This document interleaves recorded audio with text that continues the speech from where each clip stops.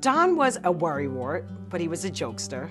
He was really good at math, and I pretty much follow in his footsteps with jobs, activities, and everything else I do.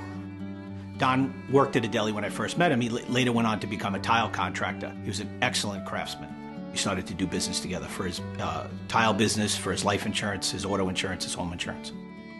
I noticed that my dad had changed because we were working on a math problem that I couldn't understand, and he had no idea what to do with just adding a couple numbers, and it took him like a half hour to figure it out.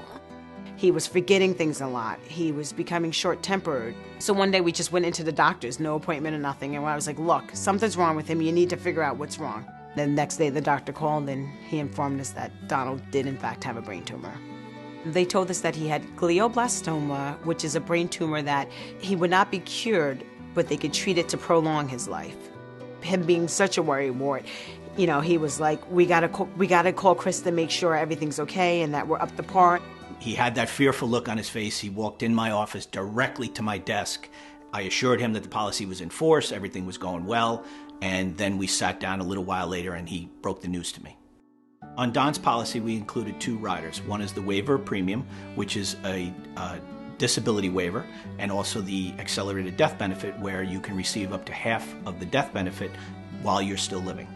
Even though we had the life insurance, I wasn't aware that you can actually draw off of it. I just always assumed that you couldn't collect until you passed. It was a great relief to know that, because that allowed me to actually be able to take a leave of absence from my job to do what I wanted to do for my husband, was to have him home and here the day that he passed with his family. My dad lived for about 19 months after he was diagnosed, and he held in there pretty strong. Anyone in his condition probably would have passed away 8 months earlier. They would have just gave up. But not Donald. Today, my family still struggles over the loss of my father, but we continue to be happy because we are grateful for the things we can still have. Everyone thinks because you're going through a hard time, well, the bills don't stop. You know, and that's the truth, you know. Your life may seem like it stopped, but everything around you is still going. I really think if there was anything he was so happy and proud that he did, was to have purchased that life insurance.